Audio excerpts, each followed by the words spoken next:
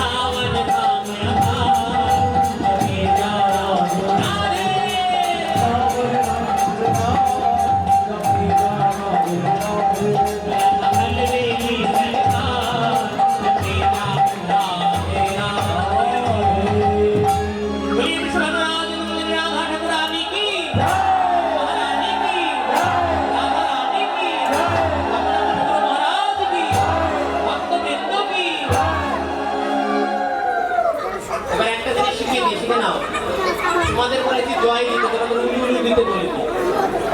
মায়েরা কিন্তু একটা জিনিস জানো, বাবারা ধ্বনি দিচ্ছে মানে আমরা উলুলু দেবো। আগে জয় দিতে বলেছি, তখন বলো জয়, তারপরে তোমরা এবার উলুলু দাও, একবার দেখি কেমন পাও সবাই। দাও উলুলু দাও আবার।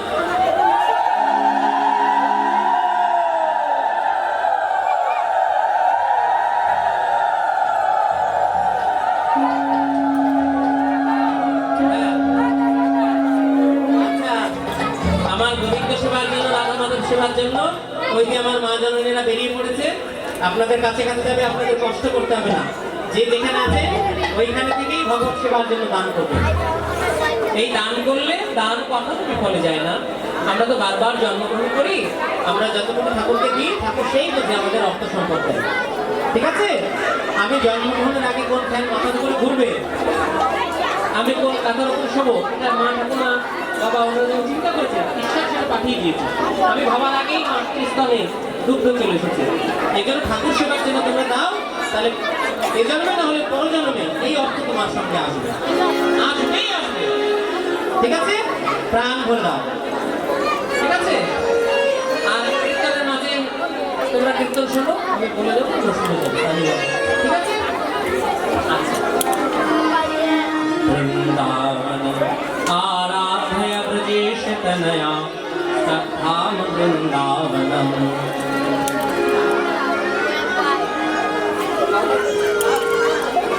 কর্ণপাল বাবা মহেশে দান করেছে ঠাকুরের জন্য, ওরও যেন অহৈতুক প্রেম ভক্তি লাভ হয়, 10-এর একজন হয়ে যেন দেশের সেবা এবং ভক্ত সেবায় লাগতে পারে।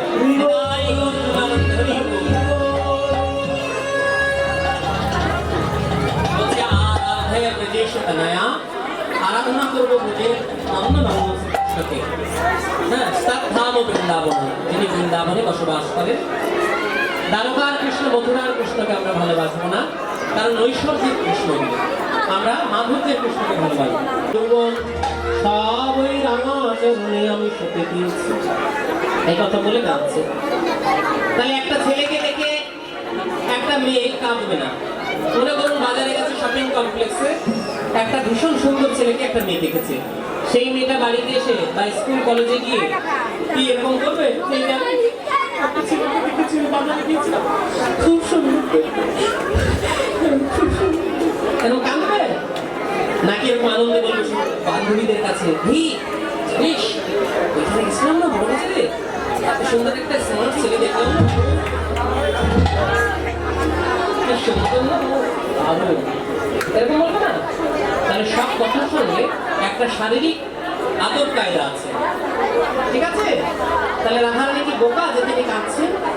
বলে আমরা কোনো কিছু দেখে তারপর আমাদের মূল্যবান বস্তু হারিয়ে গেলে কাঁদে। মনে করুন কারো 5 ভরির মালা হারিয়ে গেল, 2 ভরি, তাহলে সেই মা জানলে কাঁদবে যে কীর্তন শুনতে গেছিলাম ঠিক আছে, কিন্তু আমার মালাটা কোথায় গেল? তেমনি মূল্যবান বস্তু হচ্ছে রাধারানীর মন। সেই মনটা আর দেহে নেই, বলছে এই মনটা আমি তার চরণে শুনে এসেছি, তাই আমি কাঁদছি। তোরা তো কোনো কিছু দেখে তোদের মন হারায় না, আমার যে মন আমার দেহে নেই। তখন সেটা বলছে যে কান্নাকাটি বন্ধ কর, কি দেখেছিস, কেমন দেখেছিস সেই রূপের কথা আমাদের কাছে বল। আমাদের যদি সেই মানুষকে পাই তাহলে তোর সঙ্গে মিলন করিয়ে দেবো। বুঝতে পারছেন? সত্যিকা বলছে, তার সঙ্গে দেখা করে দেবো, মিলন করে দেবো, কোনো চিন্তা নেই। বল রায়, বল তো কি দেখেছিস? তখন রাধারানী বলছে, এবার আপনি শুনতে থাকুন। অমুখ মন্ডল শারদ শুভাকর, অমুখ মন্ডল শারদ শুভাকর, তরুণী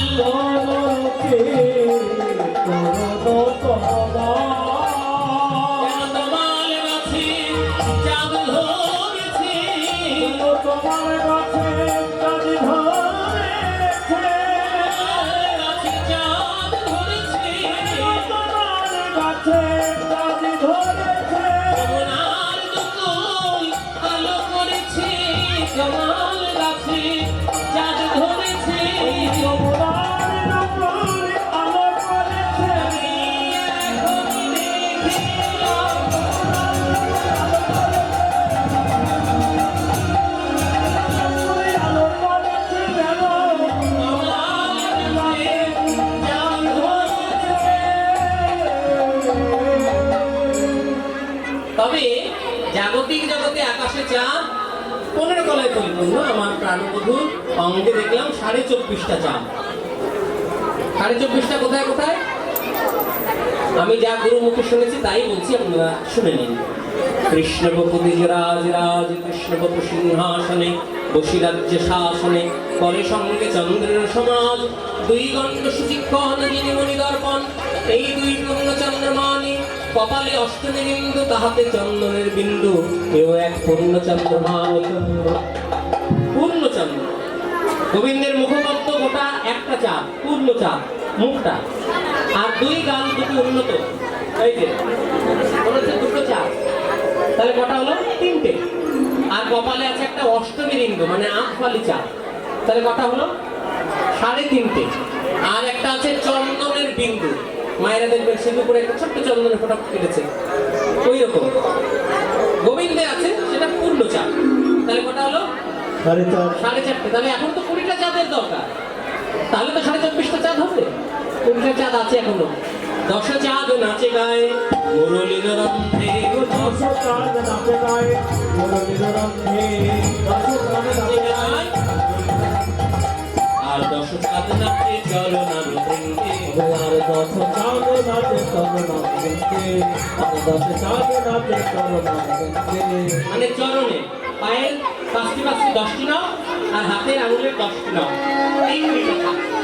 ঠিক আছে? আমি দেখলাম মাথায় ময়ূরের পুচ্ছ, সেই চূড়াটা দুলছে, হ্যাঁ, যেন হেলে দুলে ডাকিতেছে, হেলে দুলে ডাকিতেছে, হেলে দুলে ডাকিতেছে, হেলে দুলে ডাকিতেছে, হেলে দুলে চূড়া কখন ডাকতে পারে? ঠিকঠাক করে বল। কি ভেবেছিস আমাদের ঘুম পেয়ে গেছে না আমরা অন্য মনস্ক আছি? মুখগুলো বাংলার পাঁচ কেন বুঝতে পারছো না? কষ্ট হচ্ছে। রূপের আসর হচ্ছে একটু আনন্দ আনন্দ করে শোনো। এরপরে কান্নার জায়গা আছে, আক্ষেপ। আক্ষেপ মানে শুধু চোখের জলে ভেসে যেতে হবে। রূপ যখন দেখো তখন ভালো করে হেসে আনন্দ করে দেখে নাও। এই রূপের হাসি দেখে মনে হয় গলার ফাঁসি। তুই রাজার মেয়ে বলে একটা রাখার থাকে, হাসলো তুই ভুলে গেলি? বলে আমি শুধু একা ভুলিনি সখী, কত যোগী ঋষি মুনি কর্মী জ্ঞানী যুগ যুগ থেকে ওই চরণে তার সাথে নাম লেখাবেন বলে বসে আছে। তার ওই নয়নের তরালো নয়নে তিরাছে চাহনি যেন বিষম কুসুম বান, যেন আমার নয়ন বানে আঘাত করিল। আমি আর থাকতে পারছি না, নয়ন বানে আমাকে আঘাত করছে। ভালোবাসাটা হয় কি করে জেনে নিন। নয়নে নয়নে বান বরিশনে তাহি উপদিল কি। যখন দেখা হয়ে গেল তখন মনে হয় সুন্দর মানুষটিকে যদি একবার কাছে পেতাম, তখন হৃদয়ে হৃদয়ে আলিঙ্গন করিতে তাহি উপদিল রি। পি আর রি তৈরি হয়ে গেল। এরপরে মনে হয় সুন্দর মানুষটিকে যদি আরো কাছে পেতাম, যদি অধরে অধর দিয়ে একবার চুম্বন করতে পারতাম, তখন অধরে অধরে চুম্বন করিতে তাহে উপজিল কি। ঠিক বলছি তো বাবা? হ্যাঁ, বাবা সব জানে। আপনাদের ভক্তদেরই কথা এগুলো, আমি কেবল বলছি মাত্র। মহাজনের এই কথা। তাহলে নয়নে নয়নে বান বরিশনে তাহে উপজিল কি, হৃদয়ে হৃদয়ে আলিঙ্গন করিতে তাহে উপজিল রি, আর অধরে অধর চুম্বন করিতে তাহে উপজিল কি। এই ভালোবাসা এসেছে বলে তো সংসারে এত জ্বালা সত্ত্বেও মনে হয় ভালোবাসা সংসারে থাকি। মাঝে মাঝে মনে হয় সংসার থাকবো না, সব ছেড়ে ছেড়ে চলে যাবে। কিন্তু আবার যখন নাতি পোতি ছেলে মেয়ে সবাই জড়িয়ে ধরে ভালোবেসে, তখন মনে হয় ঠাকুর যত কষ্টই হোক আমার এদের দিকে চেয়ে আর কটা দিন থাকতে চাই। এত ভালোবাসার সংসার। কিন্তু এই ভালোবাসার সংসার হচ্ছে কামনা বাসনার সংসার। একটু স্বার্থের হানি হলেই আর তোমাকে ভালোবাসবে না। আর আমার গোবিন্দের সঙ্গে যদি ভালোবাসতে হয় তাহলে সেই পিড়িতে শুনে নাও। পি কারে পীড়ন করে দশেন্দ্রিয়গণ, রি কারে রতিভ্রষ্ট রাগের লক্ষ্য, রি কারে তিক্ত করায় কৃষ্ণ কথা রসে, কথা কহি দিবে চণ্ডীদাসে। তাই আমার মনে হয় তার সঙ্গে এই জগতে কোনো কিছুর তুলনা হয় না। যোছুয়া মদে মদন মদ মন্থন ঘন দহি গোবিন্দ। এই যে অমুখ মন্ডলের যে গানটা গাইছিলাম, পদাবলীটা, এটা হচ্ছে গোবিন্দ দাসের পদাবলী। তিনি বলছেন যে ওই বধূর সঙ্গে আর জগতে কোনো কিছুর তুলনা চলে না। আপনারা ভালো করে শুনে নিয়েছেন তো? ও মায়েরা, এই যে তোমরা কেমন শুনেছো, এবার আমি প্রশ্ন করবো, দেখি কেমন শুনেছো। কীর্তনটা শুনছো না ফাঁকি দিচ্ছ দেখুন। তাহলে এবার প্রশ্ন করবো, শুনে নাও ভালো করে কান দিয়ে। এক বরণে কালা, রাধারানী বলছে কি দেখলাম জানিস? ওই কথাটাই ঘুরিয়ে ঘুরিয়ে বলছে। এক বরণে কালা বিবিধ বিনোদ লীলা, লাবণ্য সরয়ে মকরন্ধ্র, দেখলাম ভবজয় নজ রথ, তাতলে বিলতাসুত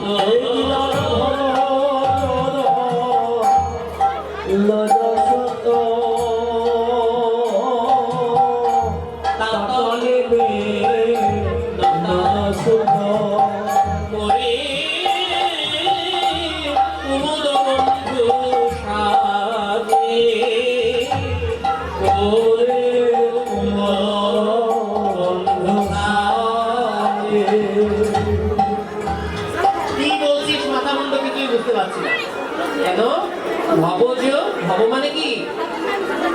ভব মানে ওই যে মন্দিরে বসে আছে দেবাদিদেব মহাদেব।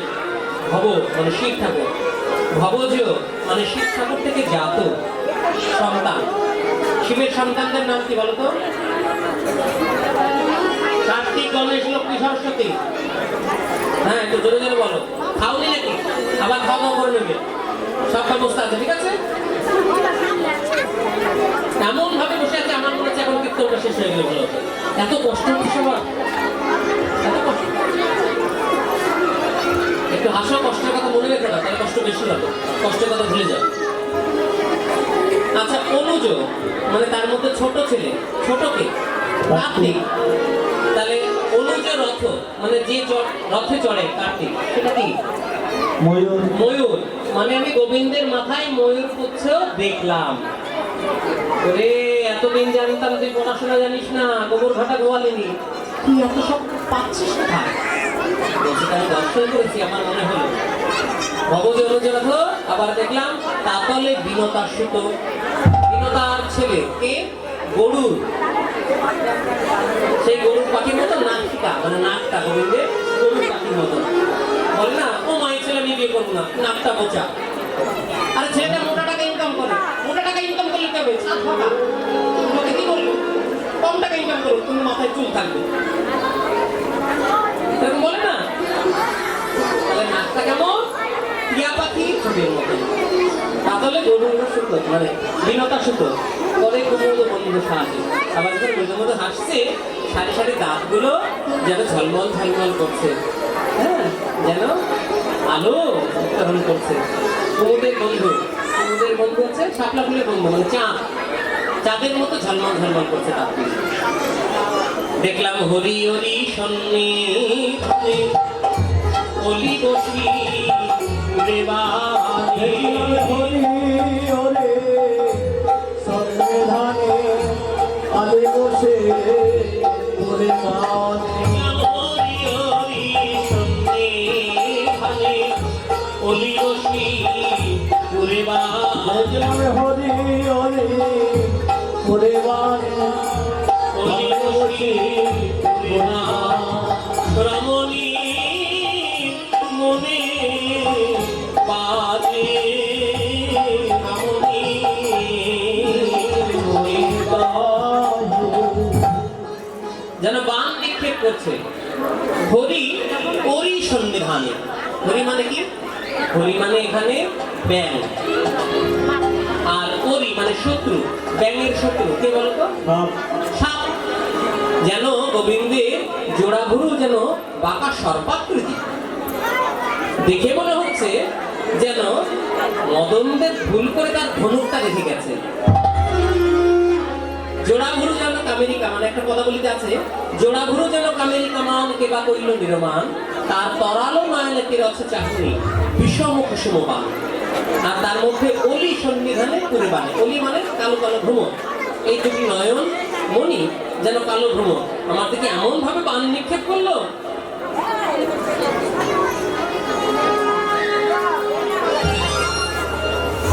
আপনি কি ভাবছেন? অন্য কিছু ভাবছেন না তো?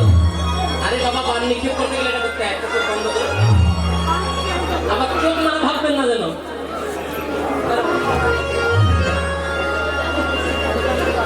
এই তো এত সুন্দর হাসলে তো ভালো লাগে মাঝে মাঝে, তাহলে বুঝে যায় যে বুঝছে, অসুবিধা নেই।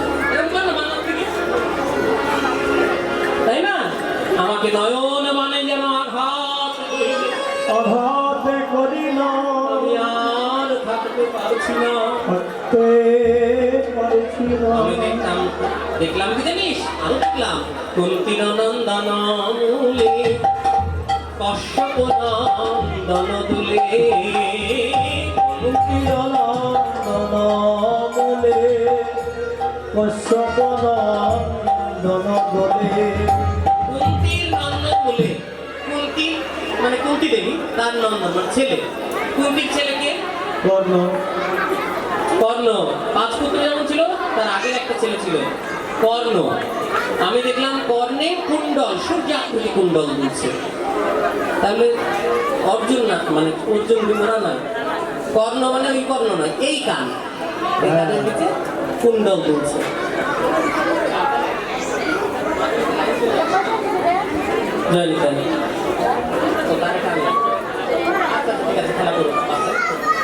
তারপরে কি দেখলি? তারপরে আরো দেখেছি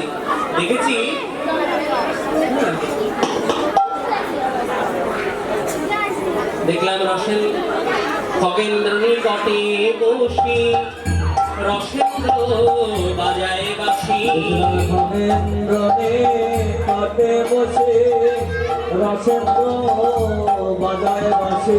কত যোগীন্দ্র মনীন্দ্র মোর ছায় রে, কত যোগেন্দ্র মন্দ্র মোর ছায়। ঋষির যোগ ভুলে যায়,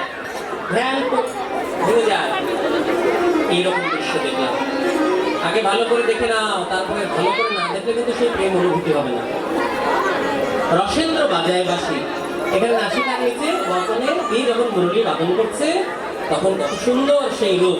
বরহা পীড়ন নটবর গোপু করণয় কর্ণিকারম বিভ্রয় নিবাস কনক কপিসর वैजयन्तीं च मालां रन्ध्राणुवेणुर् अधर्षुधया पूरयण गोपवृन्दै बृन्दारण्यं सपदरमणं प्रविशद गीतकीर्तिः। সুখদেব গোস্বামী বলছেন ওই রূপ দর্শন করে। শ্লোকের আর ব্যাখ্যা হবে না, কারণ ব্যাখ্যা করতে গেলে আমাদের অনেক কিছু গাইতে হবে এখন, হ্যাঁ সময় তো লাগবে না, কেন আমরা শুধু শুনে যাব, শুনে যান তাহলে কাজ হয়ে যাবে। আচ্ছা হ্যাঁ আমি শুধু ভুল যাবো সত্যি রে। তারপরে কি দেখলি, কি দেখলাম জানিস? সচিপতি রিপুসুতা বাহন বিজুরিলতা সচিপতি রিপুসুতা বাহন বিজুরিলতা নিরীক্ষণ করে কেন দাসী, নিরীক্ষণ করে কেন দাসী, নিরীক্ষণ করে কেন দাসী। জ্ঞানদাস পদকর্তা বলছে আমাকে একটু বলতে দাও সখী। তোমরা সবাই বলেছে এবার আমি একটু বলি।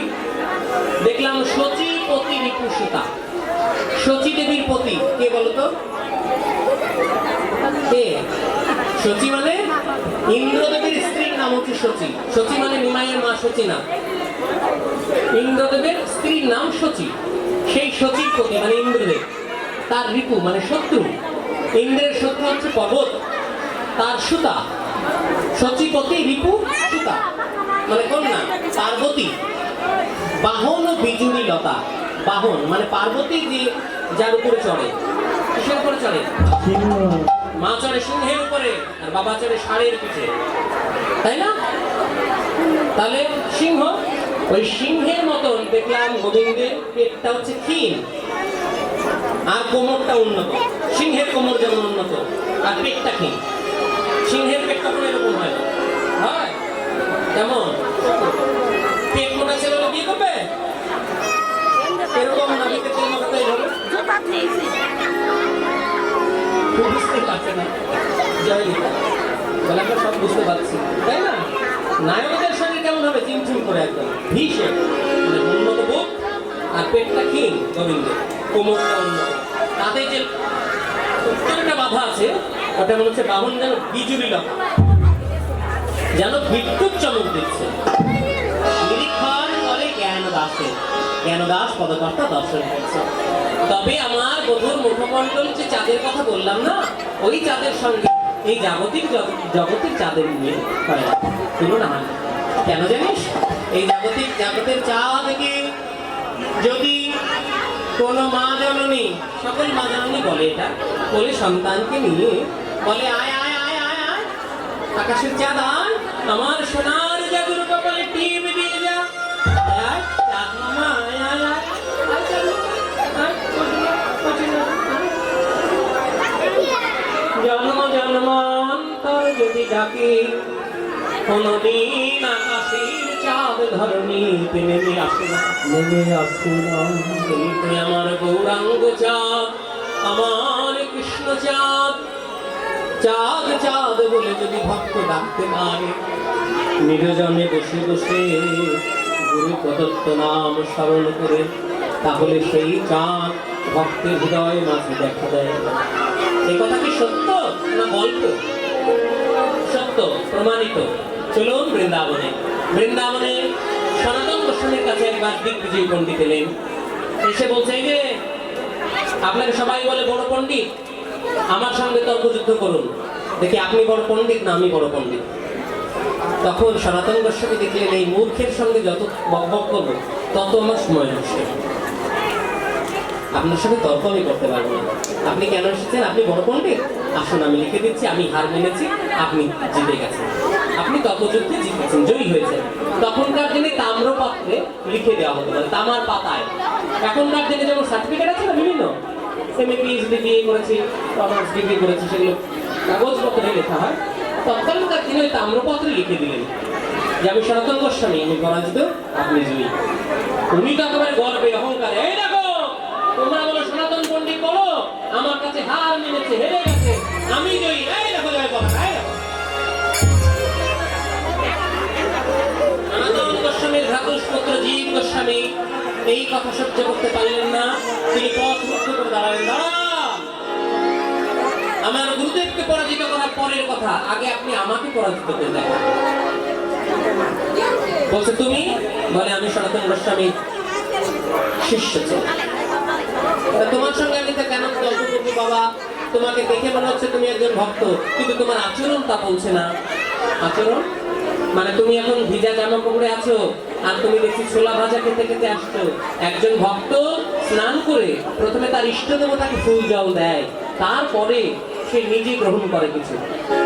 আর তোমার জামা কাপড় ভিজা, পোশাক আশাক যা দেখছে তাতে ভক্ত বলে মনে হচ্ছে, কিন্তু তুমি কেমন উদ্ধত আচরণ করছো, তাই তোমার সঙ্গে আমি তর্কযুদ্ধ করবো না। বলে কি করে আমি সন্ধান করবো? আমার একসঙ্গে দুটি অশৌচ হয়েছে।